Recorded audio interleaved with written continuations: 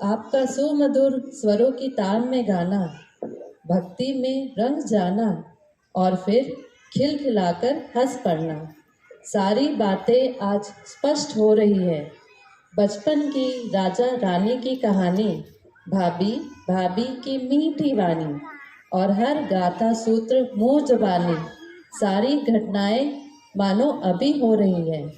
बचपन की दहलीज पार कर आप कब यौवन के द्वार पर आ खड़े हुए, पता ही नहीं चला। मैं तो सोचती थी कि मेरा भी प्रमोशन होगा, मेरी भी देवरानी आएगी, नए नए डिश बनाएगी, मेरे साथ घूमने जाएगी, हम दोनों खूब मजे करेंगे। आपसे इस विषय में भैया जब भी कुछ कहती आप हंस कर टाल देते थे। मेरे बार बार कहने पर एक दिन भैया ने मुझसे पूछा, भाभी बताओ, इंद्रिया बलवान या आत्मा? मैंने कहा नेचुरली आत्मा। तब उन्होंने एक बात कही, इंद्रिया जागती आत्मा जागेगी तो इंद्रियां सोएगी। अब बताओ भाभी, देवरानी आने के बाद आपकी ही इंद्रियों का पोषण होगा तो मेरी क्या दशा होगी? क्या आप चाहती हो कि मेरी आत्मा सो जाए, निर्मल बन जाए? तो मैंने कहा, भैया आपकी इतनी बड़ी बड़ी बातें मेरी समझ में नहीं आती। अरे खुशबू, मुझे तो मोनू भैया की बातें कुछ कुछ समझ में आने लगी है। भैया जी भी तो कहते रहते हैं ना, मोनू भैया आपने जिस मार्ग का चयन किया है वो ही सही है। और दादी जी की दिली तमन्ना थी कि अपने परिवार से कोई दीक्षा ले। सच में मोनू भैया, आपने उनकी इस इच्छा को पूरा करके उनका जीवन धन्य बना दिया और लोढ़ा कुल की शान में चार चांद लगा दिया। आप घर में सबसे छोटे थे, अब सबसे बड़े बन गए।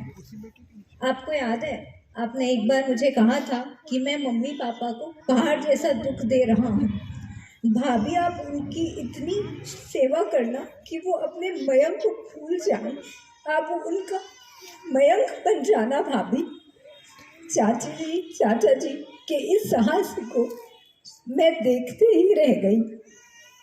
आप चाचा जी चाची जी की जिम्मेदारी हम सबको सौंपकर आपने हमारी योग्यता को बढ़ाकर हम पर जो उपकार किया है उसे जीवन भर नहीं भूल सकते।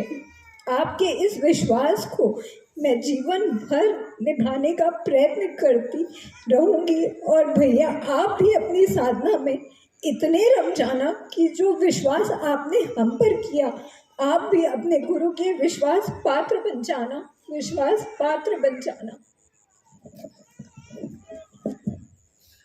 खुशबू और पिंकी, तुम दोनों की बात तो सच है। मोनू भैया, सचमुच आप इतने बड़े हो गए, हमें पता ही नहीं चला। वो आपकी पनीर चिल्ली की फरमाइश, कॉफ़ी की चुस्कियाँ लेते हुए हम चारों कितनी हंसी मजाक करते थे। सच कहूँ, कभी भी ऐसा नहीं लगता था कि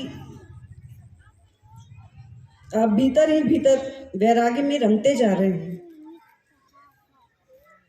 आपने कब इस अस्थिर पर्याय को जानकर आत्मा की चिर अस्तित्व की ठान ली, पता ही नहीं चला।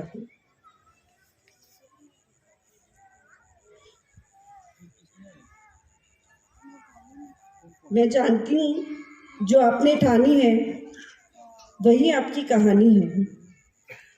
फिर भी बड़ी हूँ ना, इतना तो कहना चाहूंगी, मयंक के अस्तित्व को हटाकर आत्मा की मूर्त को साकार करने आपके गुरु जब निश्चय व्यवहार को क्षणी का ध्यान और ज्ञान की हथौड़ी का औचित्य आचरण की फूंक का जब तब की नक्काशी का उपयोग करेंगे, तब मोनू भैया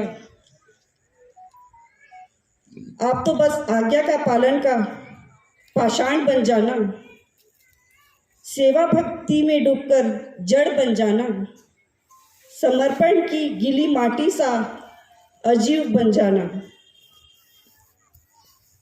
प्रीत पायल का अमन घुंघरू बन जाना। फिर देखना आपके वो शिल्पकार क्या कमाल की शाश्वत प्रतिमा का निर्माण करते हैं। मैं आपसे वादा करती हूँ कि उस शाश्वत प्रतिमा को निखारने और उसमें तन्मय होने पर हम सब आएंगे। तब आप भी वैसे ही शिल्पकार बनना और हम सबका निर्माण करना। क्यों मोनू भैया, ठीक है ना?